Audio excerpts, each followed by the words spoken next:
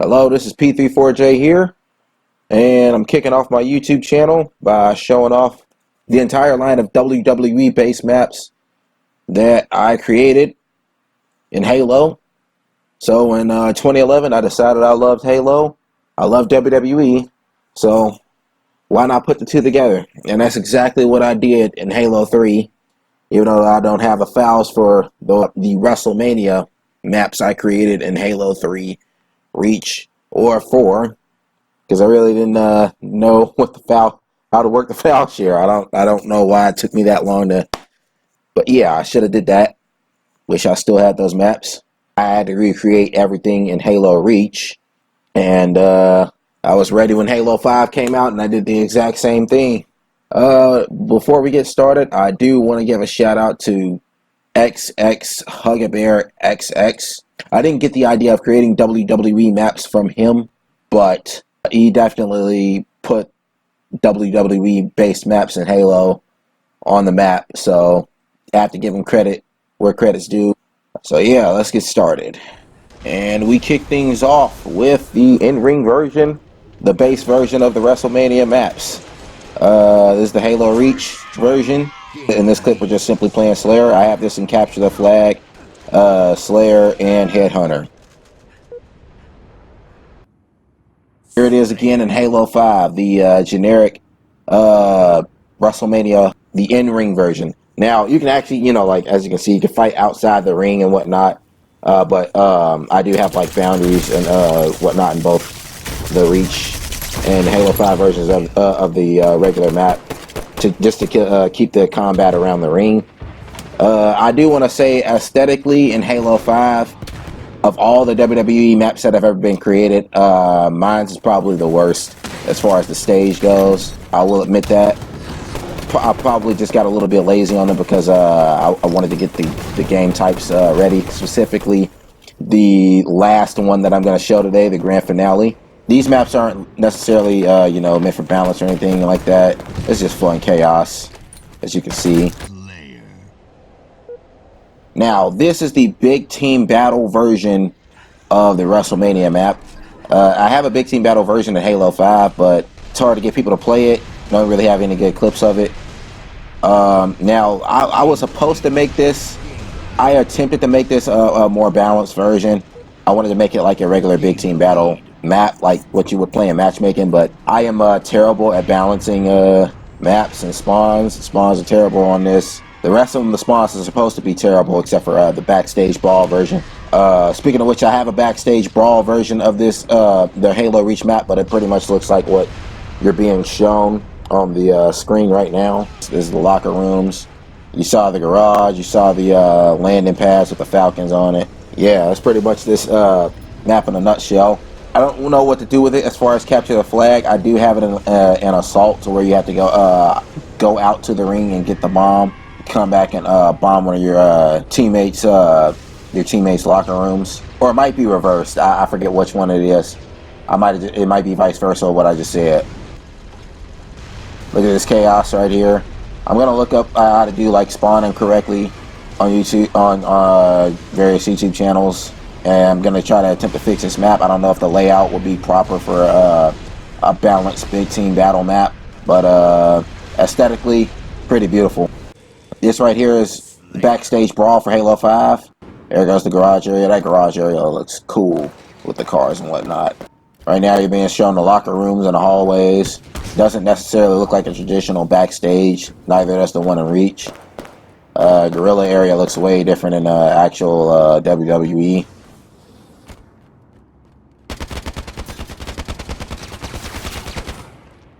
Showing some of the weapon spawns.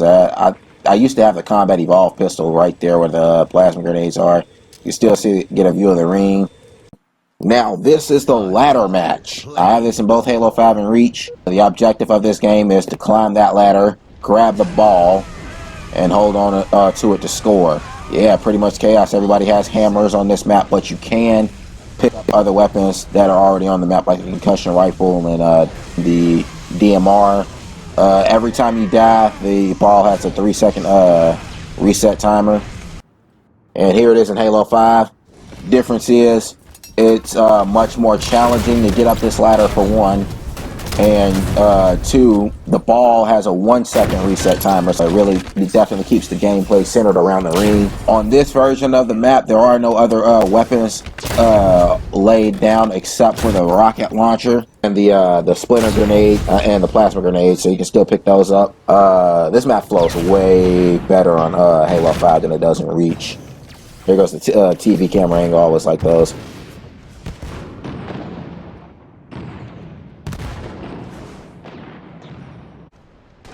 Steel cage match. It's like parkour, as you can see. The only way to win is to escape the cage with both feet touching the floor. And you have to stand there for 1 second. This map I made very, very challenging. The jumps are like extremely hard on this map. Except for if you use the hammer, which is why I think I'm going to just take the hammer off this map altogether. And except for if you're an elite, because elites have more natural attributes, so it's easier for elites to get out.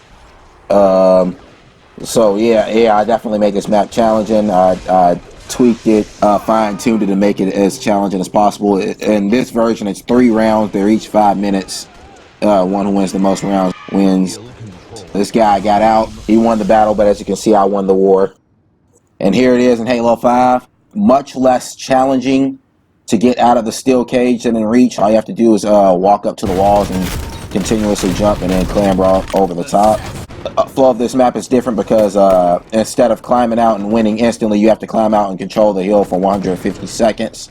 The reason why I made it that way is because, one, as previously stated, it's easier to get out of the cage. And two, Halo 5 has this glitch to where some people are automatically rewarded 1 point at the very start of the match. So I can't make an instant win on drop. And we jump to War Games.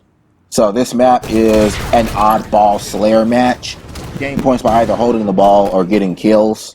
Originally, when I created this match, only 2 players started in the ring. Their teams would enter in 2-minute intervals. I wanted to make it exactly like the actual War Games, but when I kept doing that, people were wondering why they were stuck in pods for like 2 minutes and they kept quitting.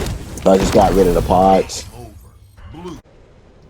This right here is the Elimination Chamber. So the rules of this match are very complex. In Reach, you have 10 lives. Last man standing wins. Everybody starts in the ring with the exception of 4 people who will be let out of the pods via teleporter. They're going to have an advantage over everyone else, just like in the actual Elimination Chamber. And as the match goes on, power-ups pop up, weapons pop up. As you can see, eliminations. Mines also pop up. Last man standing wins. You respawn with an overshield every time you die, but sometimes it glitches and gives a person 2 overshields, and what you just saw happens with the guy with the armor lock and 2 overshields. That was terrible. There are the casualties you see, and this is Halo 5's version of the Elimination Chamber. It flows very differently than the Halo Reach version of the Elimination Chamber.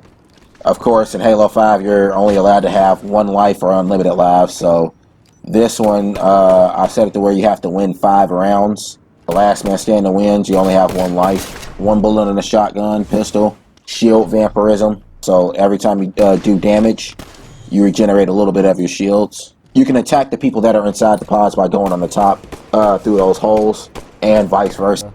Just like the actual Elimination Chamber, except for the person on the outside can attack back.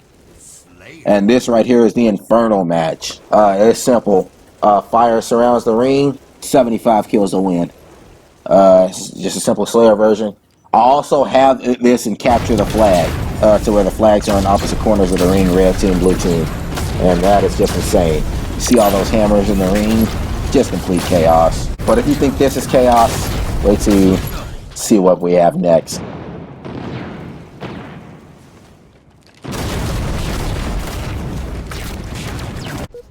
This right here is the grand finale. There is no forgiveness on this map. This is hell in a cell.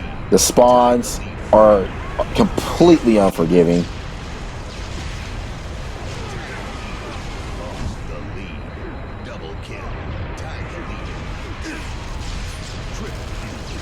I'm doing what I can to survive. I'm grabbing a sniper.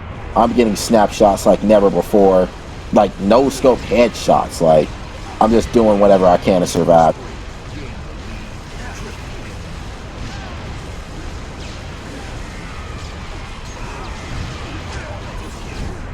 And then simultaneous right here. 3 minutes into the map, teleporters will pop up and you will be able to exit the cell. And there are a whole bunch of vehicles out there and other weapons. And it is complete and utter chaos. This map is not meant to be balanced at all. Like the other ones were meant for just dumb fun, but this one is literally meant to go against the grain of balance in every way.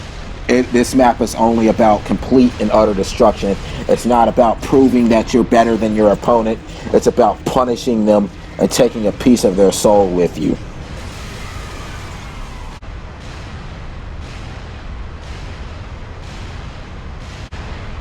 Scorpion tanks in the backstage area crash right through the dice. This guy's gonna get creamed right here. You can also bring vehicles and projectiles inside the Hell in a Cell. And that is what happened. And like I said before, this map is only meant for complete and utter destruction. There is no forgiveness. There is no salvation. All you can do is survive. And even then, you won't survive unscathed.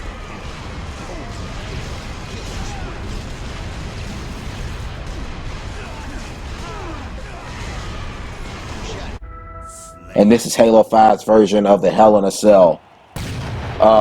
As you can see, I had the classic colors, but then in 2018, the Hell in a Cell went red at the Hell in a Cell pay-per-view 2018.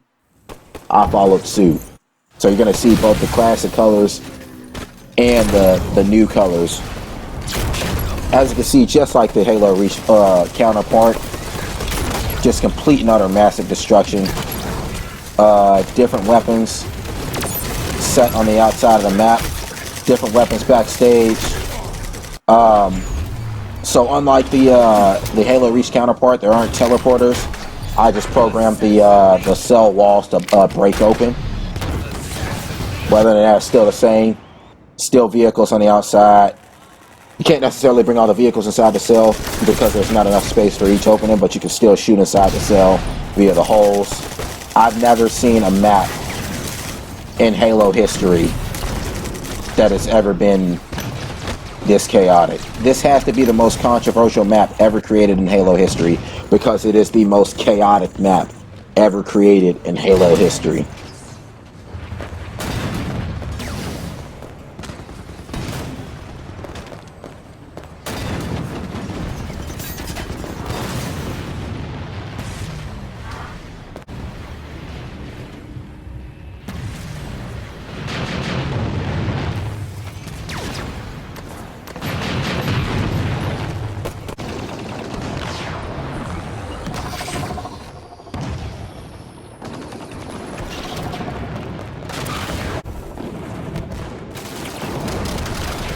When I was doing the Forge glitches, I found that I could create weapons of mass destruction, the likes of which have never been seen in Halo.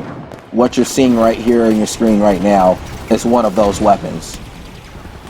That right there is the Sentinel Prime. It is a Sentinel beam that shoots Spanker Prime bullets. And it has 7% energy and it spawns every, I believe, 10 minutes.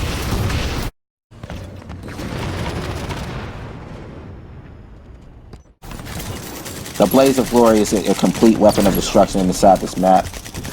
You don't want to be trapped with it. And that's how I made a quick comeback to win this game.